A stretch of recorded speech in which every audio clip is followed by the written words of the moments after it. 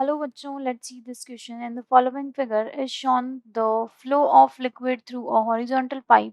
Three tubes A, B and C are connected to the pipe. The radius of the tubes A, B and C at the junction are respectively 2 centimeter, 1 centimeter and 2 centimeter.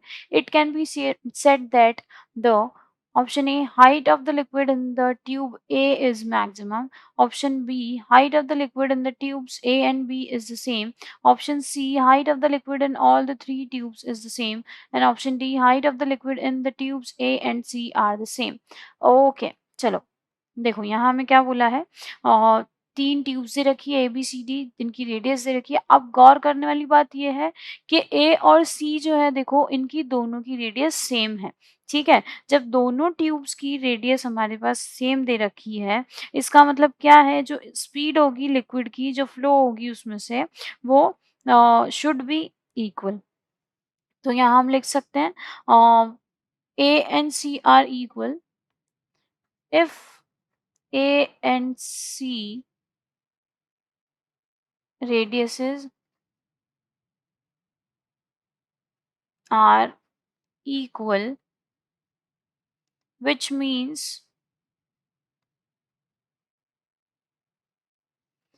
that the speed of the liquid the speed of the liquid flowing through them flowing through them would also be equal, would also be equal। और ये कैसे होता है, ये होता है किस equation की वजह से, जिसको हम बोलते हैं इक्वेशन ऑफ कॉन्टिन्यूटी बोलते हैं। ठीक है, इस वजह से ही ये सब होता है कि अगर रेडियस सेम है, इसका मतलब ये है जो स्पीड होगी लिक्विड की, जो फ्लो हो रहा होगा लिक्विड, उसकी स्पीड वो भी इक्वल होगी। ठीक है, अब अगर मैं बात करूं एक और चीज की कि जो पॉइंट्स हैं जो एक हॉरिजॉन्टल प्लेन में है, तो जो प्रेशर होगा ना इन दोनों पॉइंट्स के बीच का, वो प्रेशर भी कैसा होगा, सेम होगा if they are same fluid velocity. कैसे, अगर उनकी जो फ्लूइड की वेलोसिटीज हैं अगर वो सेम है, तो जो उनका प्रेशर होगा वो भी सेम होगा। तो हम क्या यूज कर सकते हैं, बर्नौली जो इक्वेशन है, बर्नौली जो प्रिंसिपल है, उसकी वजह से बर्नौलीज थ्योरम लगा देंगे।